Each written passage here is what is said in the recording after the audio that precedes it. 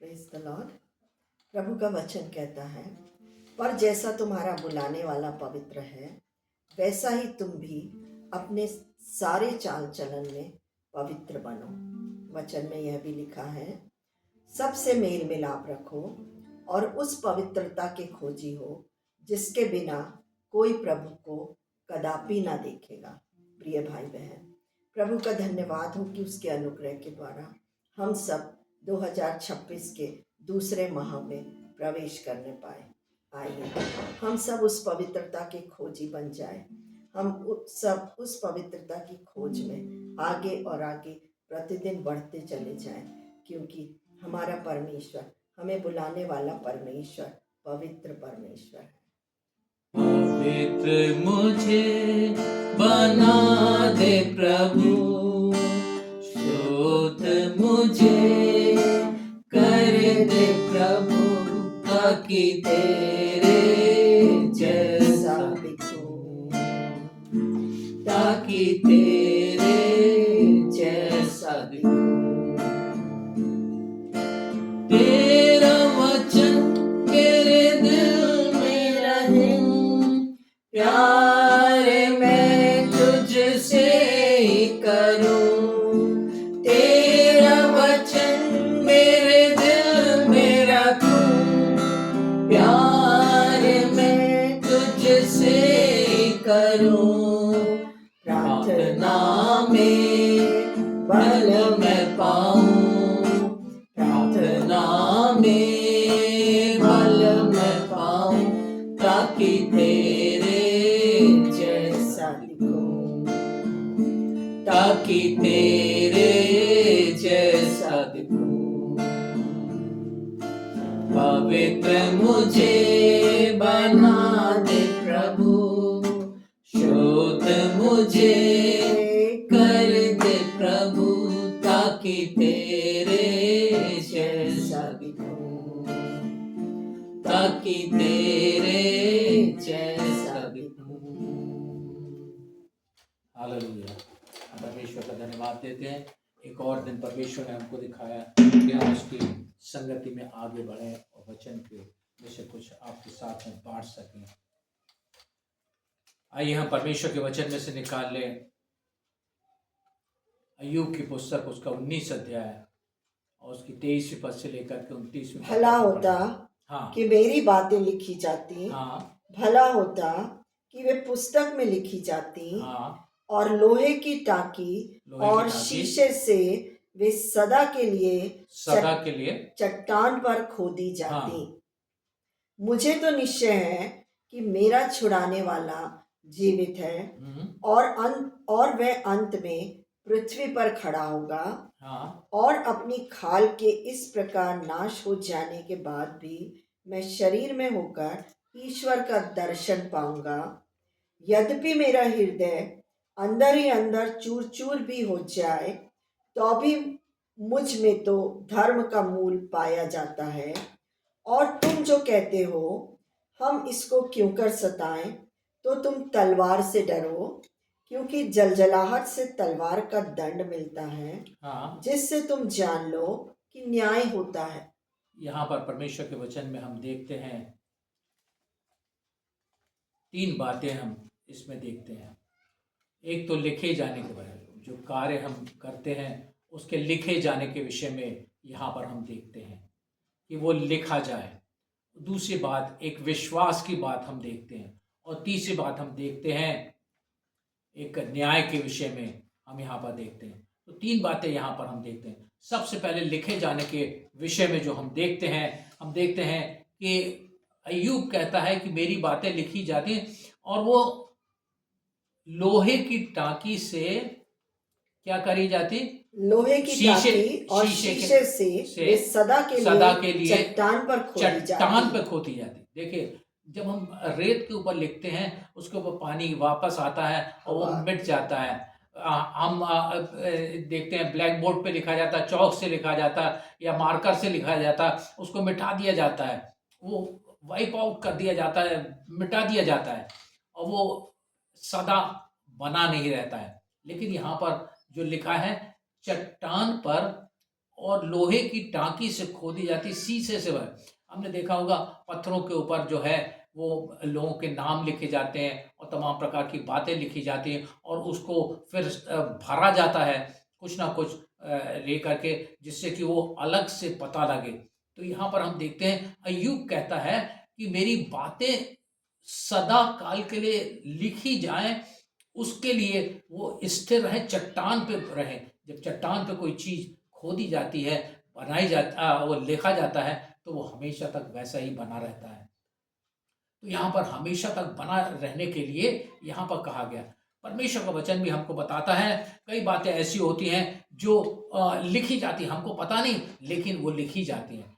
हम देखते हैं मलाकी की पुस्तक उसका 3 अध्याय उसकी 16वीं पद में वहां पर तब यहोवा का भय मानने वालों ने आपस में बातें की और यहोवा ध्यान धरकर उनकी सुनता था। हाँ, यहोवा ध्यान धरकर उनकी सुनता था। और जो यहोवा का भय मानते और उसके नाम का सम्मान करते थे, उनके स्मरण के निमित्त उसके सामने एक पुस्तक लिखी जाती थी। स्मरण के लिए क्या एक पुस्तक लिखी जाती थी? मतलब ये वचन जो लिखे जाते थे वो यूं ही नहीं लिखे जाते थे, परंतु स्मरण के लिए, मतलब वो बाद में भी उसको पढ़ा जा सके, इसलिए जो है वो वहां पर लिखे जाने के विषय में हम देखते हैं। तो हम क्या देखते हैं कि परमेश्वर सारी बातों को लिखता है, उसका हिसाब रखता है।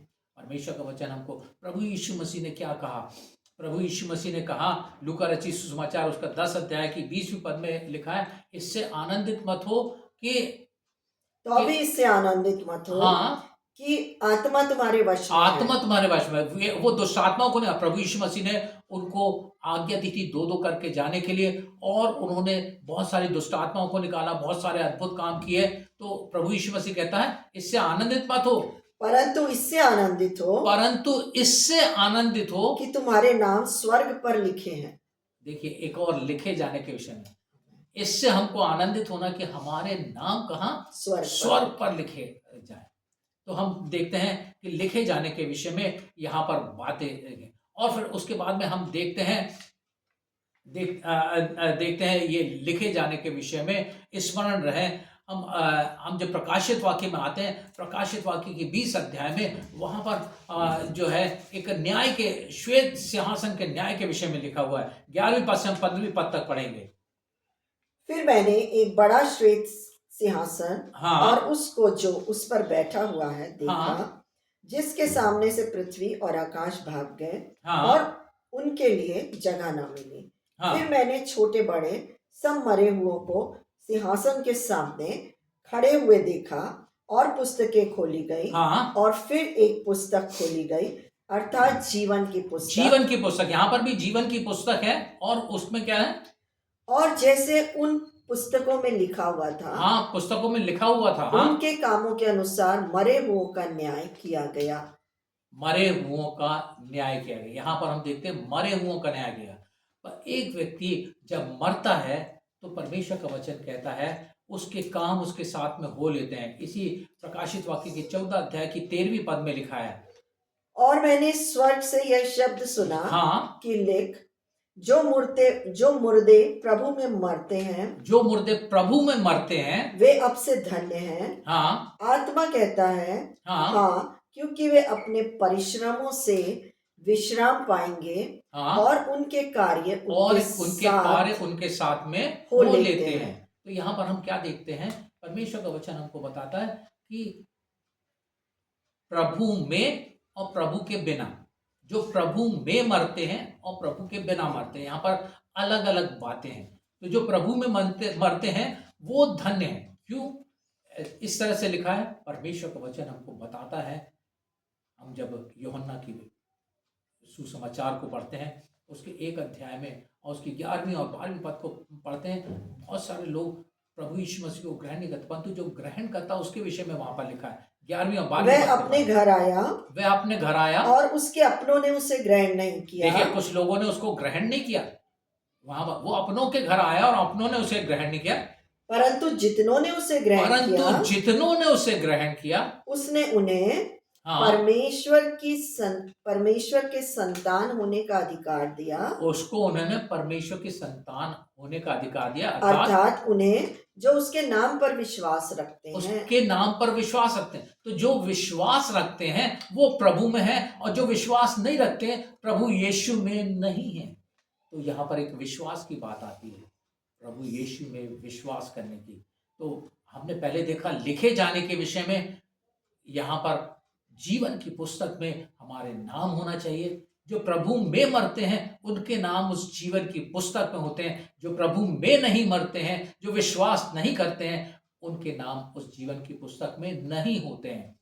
तो हम देखते हैं कि प्रभु में जब हम विश्वास करते हैं और उसमें मरते हैं तो हम न्याय के सामने ठहर सकते हैं।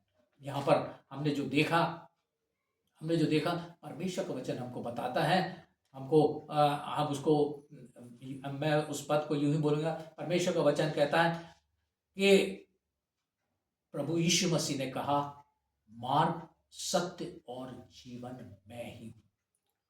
मार्ग सत्य और जीवन मैं ही हूँ, बिना मेरे द्वारा कोई पिता के पास नहीं पहुँच सकता। यदि हमको पिता के पास जाना, उस स्वर्गीय पिता के पास में पहुँचना है, तो हमको प्रभु यीशु मसीह पर विश्वास करना है।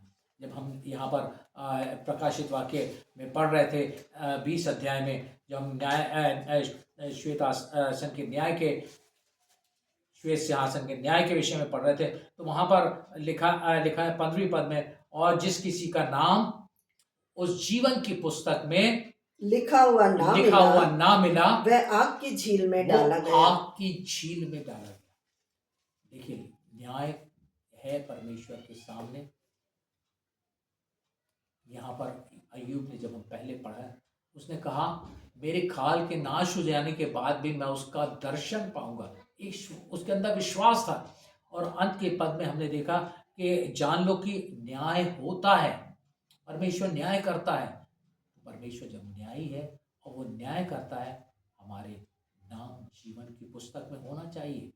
यदि हमारे नाम जीवन की पुस्तक में नहीं है, हम प्रभु यीशु मसीह पे पूरी तरह से विश्वास नहीं करते हैं, तो हमारा अंत आग और गंधक की झील में होगा। मेरे प्रियो, चाहते हैं कि आप सभी प्रभु यीशु मसीह पे विश्वास करें और प्रभु यीशु मसीह की नज़दीकी में आए, जिससे आपके नाम स्वर्ग के जीवन की पुस्तक में पाए जाए, ताकि आप अनंत विनाश से बच जाए। परमेश्वर इन वचनों के द्वारा आशीष दे।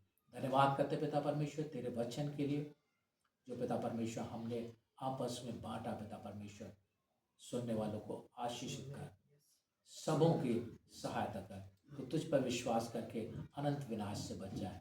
प्रभु यीशु के नाम से